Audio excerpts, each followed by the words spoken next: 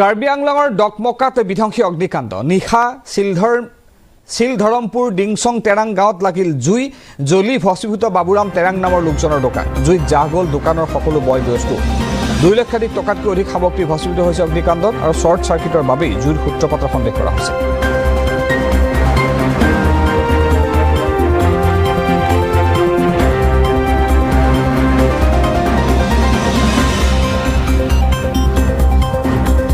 কাৰ্বি আংলঙৰ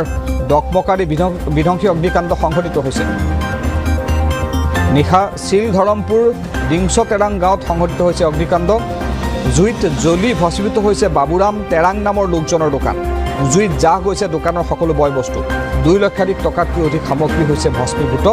শ্বৰ্ট চাৰ্কিটৰ বাবে জুইৰ সূত্ৰপাতৰ সন্দেহ কৰা হৈছে